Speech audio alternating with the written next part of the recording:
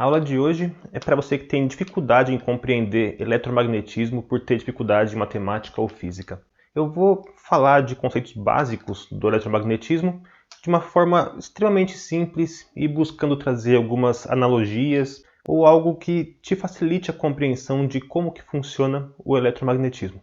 Inicialmente, elétrica, magnetismo, você tem que ter uma pequena base prévia, bem rasa mesmo, tá? Sobre eletricidade e magnetismo. Eu fiz um vídeo anteriormente que fala sobre magnetismo especificamente, então vou deixar o card dele aqui em cima e também vou deixar na descrição, tá bem? Mas eu não vou exigir que você tenha assistido antes ou que você entenda, então por isso vamos só a alguns rápidos, breves conceitos básicos. Bom, o menor local onde você vai encontrar o magnetismo é na própria estrutura atômica. Então, você lembrando que um átomo é composto por 3 cargas, onde temos aqui o núcleo, que tem as cargas positivas e as cargas neutras, chamadas aí de prótons e nêutrons. E na parte externa, nós temos circulando ao redor dele aqui, na eletrosfera, os elétrons, que são as cargas negativas. Primeiro conceito que você tem que entender é que os elétrons circulam o núcleo do átomo sem encostar nele. O fato dele ter uma interação sem contato é o primeiro indício de campo. Campo na física é basicamente isso. É a capacidade de um objeto, de um corpo, interagir com outro à distância. Tá? Então temos já aqui um conceito de campo. Campo elétrico, campo magnético. Esse elétron, essa carga negativa, vai ficar então circulando por aqui. E isso aqui já é o primeiro ímã. Porque conforme essa carga negativa ela circula por aqui, o tempo todo, nunca para de se mover. Costumo sempre comparar com o nosso sistema solar, onde temos o Sol no centro e ao redor aqui nós temos os planetas. Então, num movimento semelhante a esse, nós temos aqui constantemente um desequilíbrio, onde as cargas negativas estão mais para um lado ou mais para o outro. E esse pequeno desequilíbrio momentâneo que muda o tempo todo faz com que esse único átomo se comporte como um corpo que tem um lado negativo e um lado positivo, porém em constante movimento, em constante troca disso aqui. Então, um átomo é o menor ímã que você vai encontrar, tá? O elétron ele também pode ser considerado, só o elétron, sem o próton, como um ímã elementar. Mas isso é uma característica que não convém muito a gente focar nisso, tá? Não vai ajudar tanto no formato em que eu vou explicar hoje. Nós sabemos que os átomos formam tudo que é matéria. Os átomos formam tudo que é matéria. O que é matéria? Matéria é tudo aquilo que ocupa espaço, tudo aquilo que tem peso. O que não é matéria? Consequentemente, o que não ocupa espaço, o que não tem peso, como é o caso da luz, como é o caso do som, entre algumas outras coisas, tá? Então, pensando em matéria, vamos imaginar aqui um pedaço de ferro. Vou fazer uma barrinha aqui bem rapidinha. Temos aqui um pedacinho, uma barrinha de ferro, né? Essa barrinha de ferro, composta por muitos e muitos e muitos átomos, então a gente pode dizer que internamente ela tem muitos e muitos e muitos ímãs internos, tá? Mas por que ela não se comporta de uma forma como o ímã se comporta? É muito simples. Eu falei que isso aqui está o tempo todo está mudando de posição. Então o que vai acontecer? Esses muitos ímãs elementares, muitos pequenos ímãs, eles vão estar sempre em sentidos aleatórios. E isso acontecendo, a gente já sabe que forças em sentidos opostos, elas se anulam. Então aqui nós temos uma condição onde isso não vai me gerar um campo direcionado para um local específico, tá bem? A gente também tem que saber que nos átomos, quando você tem mais de um próximo, igual eu falei aqui, várias moléculas, vários sistemas atômicos próximos aqui um do outro, você também tem que saber que constantemente nós temos a troca de elétrons entre os átomos. Ou seja, Constantemente a gente vai ter aqui um elétron pulando desse cara para esse. Com isso, quem ganhou uma carga negativa vira um átomo, com uma carga mais negativa, e quem perdeu uma carga negativa passa a ter uma carga mais positiva. Só que depois esse cara aqui troca para esse de novo, tá? Então, existe uma troca constante aqui de elétrons entre os átomos. E esses elétrons vai fazer justamente esse mesmo movimento aqui, né, de troca o tempo todo ali em um sentido aleatório, em um sentido desordenado. E isso não vai servir de muita coisa para a gente poder utilizar essa barra de ferro como um ímã, por exemplo. Tá? Qual que é a diferença, então, de um ímã e uma barrinha de ferro? Quando eu pego um ímã, como esse que eu tenho aqui agora na minha mão, né, eu tenho aqui um pedaço de ímã. Né? O que diferencia? O que faz com que ele tenha essa força de atração, essa capacidade de atrair ou de repelir, quando eu estiver falando em polos iguais, né? Capacidade de repelir, tá vendo? Que eu tenho aqui. Né? O que vai fazer com que esse campo externo, aqui, está externando ele aqui, ó, seja tão forte que consiga interagir com outro corpo à distância? O que faz com que isso aqui aconteça é justamente uma organização da estrutura atômica interna que forma esse material ou um material com uma característica magnética. Ou seja, quando eu pego esse material aqui, se eu fosse fazer uma análise interna dele, ele se comportaria mais ou menos assim. Lembrando que eu estou falando de forma genérica, tá? Para quem tem uma certa dificuldade em compreensão aí dos fenômenos, para poder associar de alguma forma e com isso poder aplicar os conceitos aí num vestibular, num concurso ou mesmo numa área técnica, tá bom? Então, esses materiais que têm essa característica, essa capacidade, eles têm a estrutura atômica interna mais organizada. Não quer dizer que é totalmente organizada, tá? Obviamente que várias partes delas aqui, né, vão ser ainda bagunçadas, mas predominantemente organizadas. A troca de elétrons acontece com os pares, tá? Os pares atômicos aqui, e esses pares eles vão ter então um movimento mais organizado internamente, e isso faz com que se crie um campo magnético externo. Esse campo magnético externo ele vai ser gerado no polo norte e ele vai vir até o polo sul aqui então. Então eu vou ter um campo, uma linha magnética aqui, ó, saindo do norte e vindo aqui para o sul. Está bem? Então será criado aqui um campo magnético nesse sentido aqui, ó. Sempre do norte para o sul. Então deixa eu fazer aqui uma linha que ajude a enxergar isso.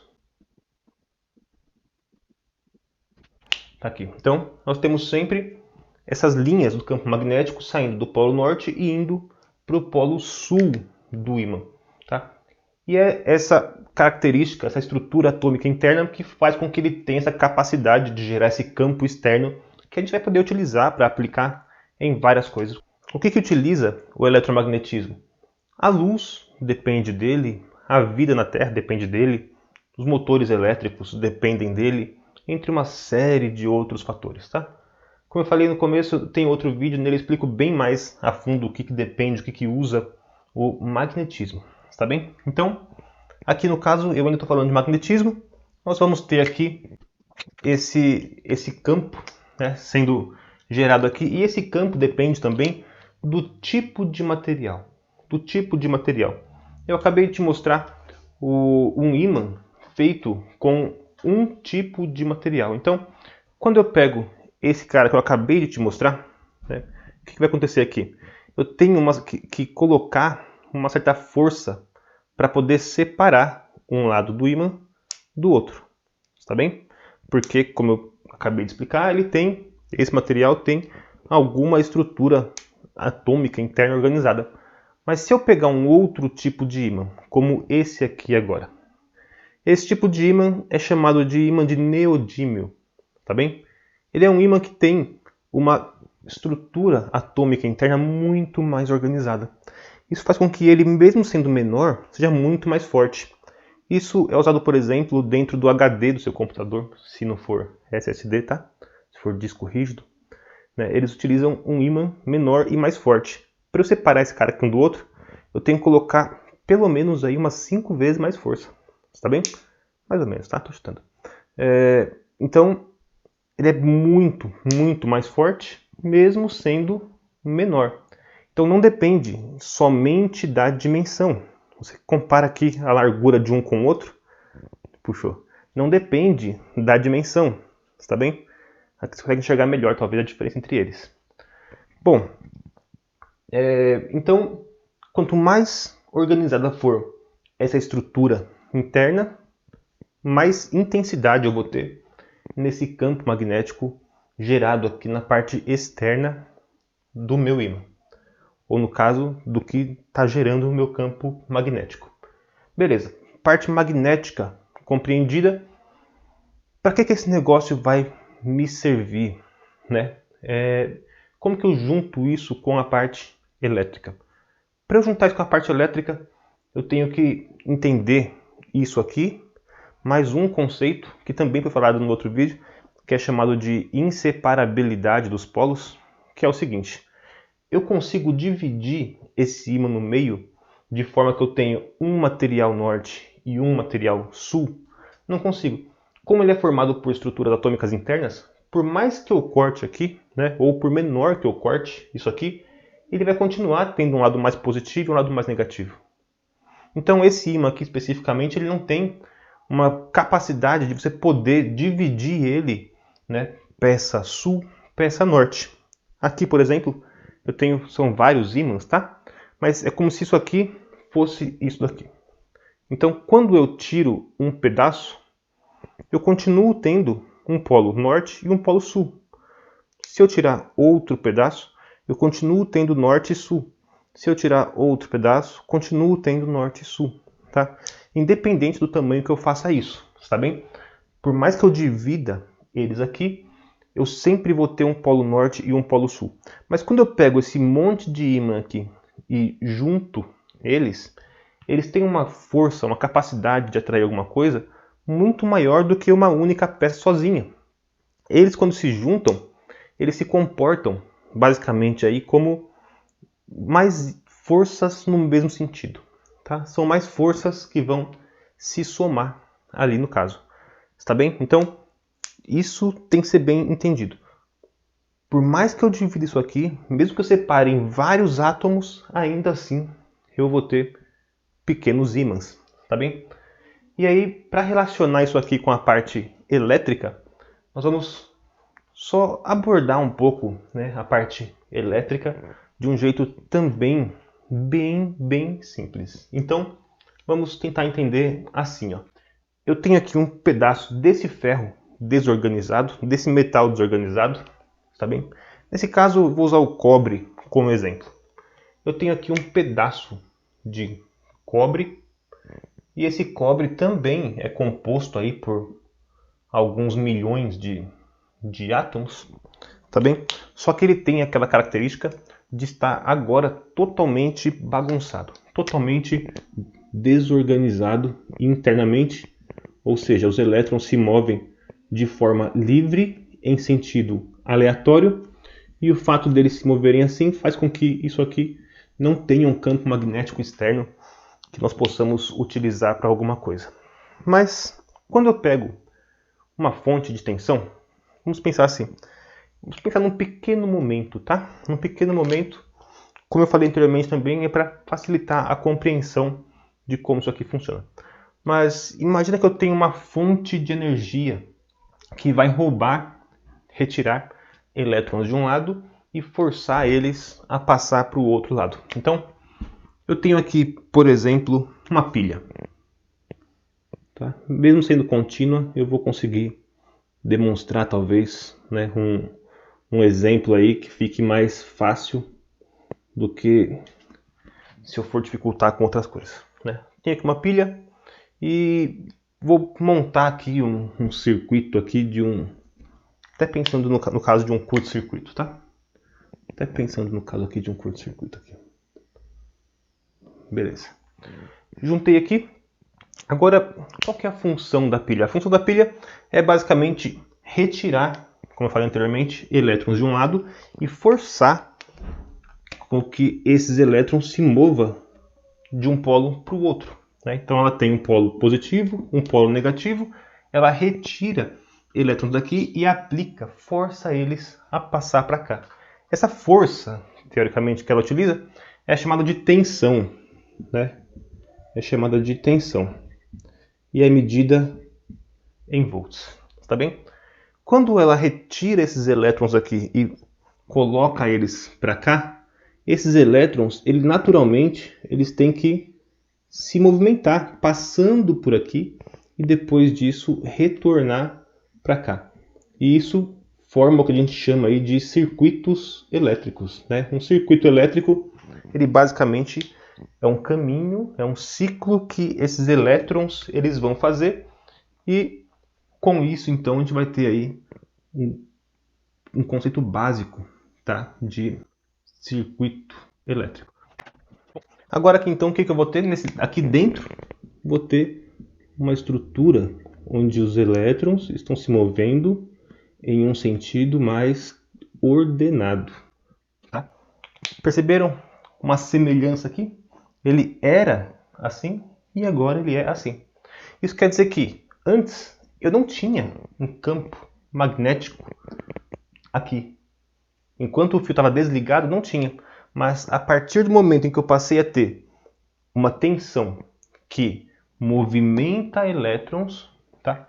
O movimento dos elétrons é chamado de corrente. E é medida em ampere, tá? Então, no caso, a corrente elétrica vai transformar um cabo, um material ali ferromagnético, um material que não tinha anteriormente uma capacidade de gerar campo eletromagnético, em um dispositivo que agora tem essa capacidade.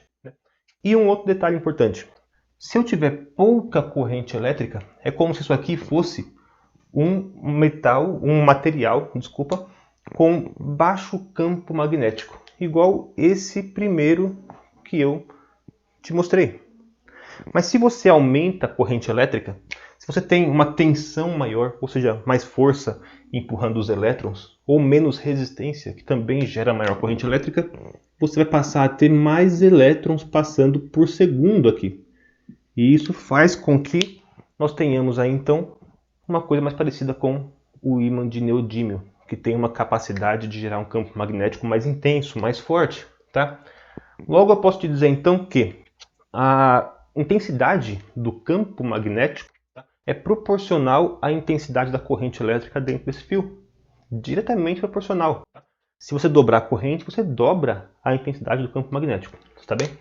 Então, nós temos aqui uma relação direta entre elétrica e magnetismo. O que eu posso te explicar assim de um jeito que fique ainda mais fácil para você compreender as diferenças e relações entre esses dois caras aqui? Vamos pegar um caso onde eu consiga te mostrar um pouco mais de perto.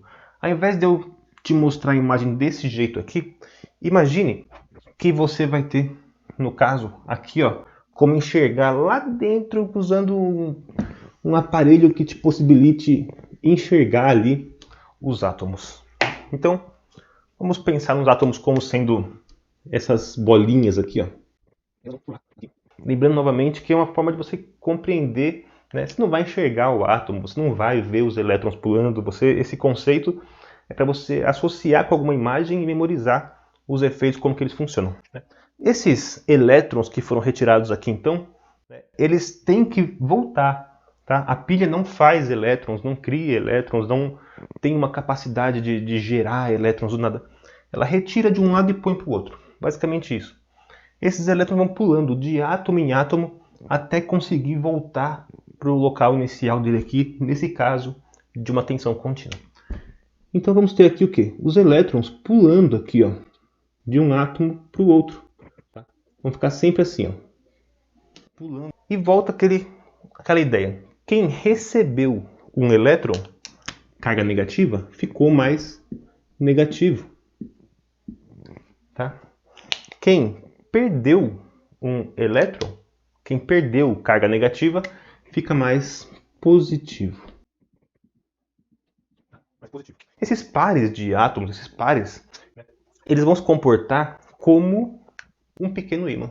Então, eu tenho aqui um pequeno ímã, que eu posso considerar norte e sul, ou positivo e negativo. Aqui eu tenho outro, aqui eu tenho outro, aqui eu tenho outro, aqui eu tenho outro, e assim por diante. Tá? Então, isso aqui vai representar exatamente o que eu acabei de te mostrar aqui de vários ímãs juntos, tá? Vários ímãs juntos que estão se somando, né, as forças para que eles consigam executar uma tarefa, um serviço conjuntamente.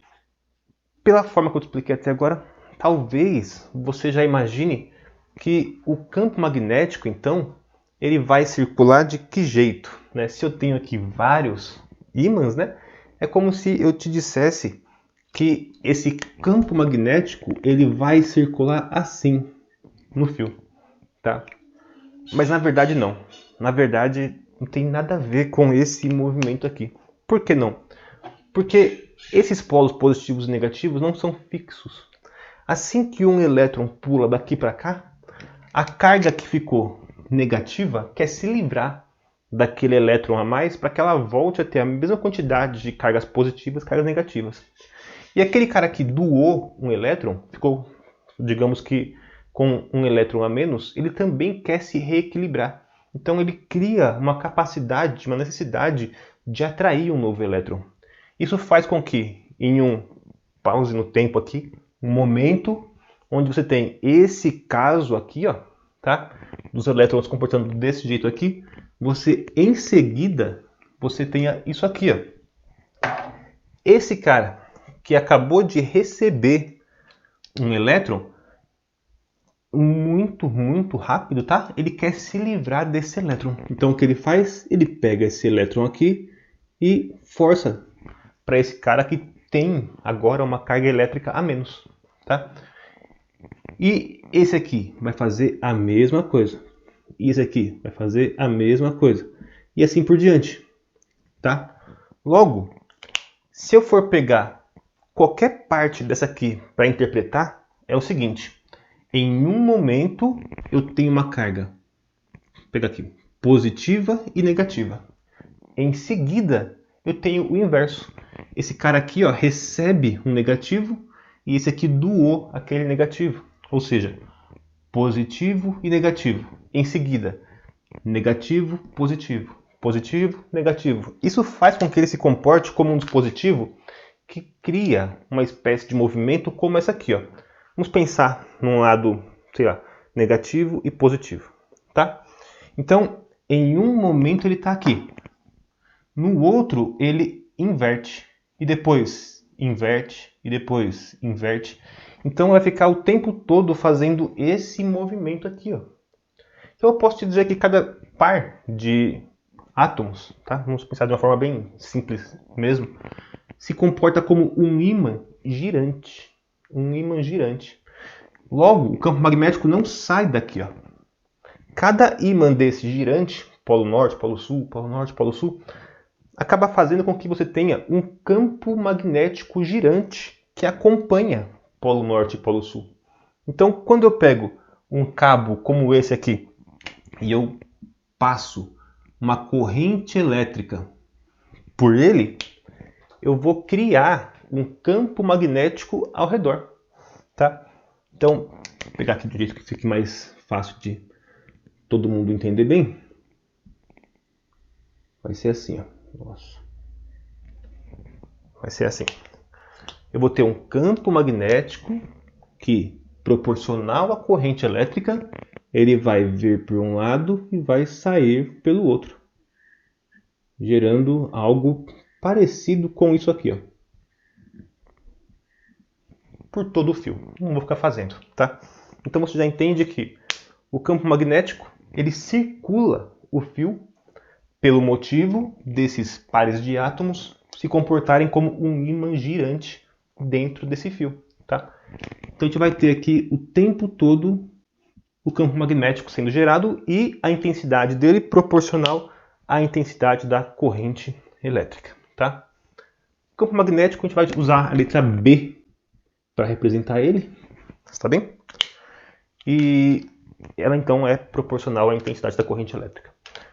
Bom, sabendo disso aqui então, eu consigo agora criar ímãs temporários ou eletroímãs aplicando uma corrente elétrica num cabo, certo? Isso geralmente não é feito com tensão contínua, mas sim alternada. Mas como a gente está analisando em momentos, tá? Em tempos específicos, pausados, a gente consegue entender melhor vendo com a corrente contínua, está bem?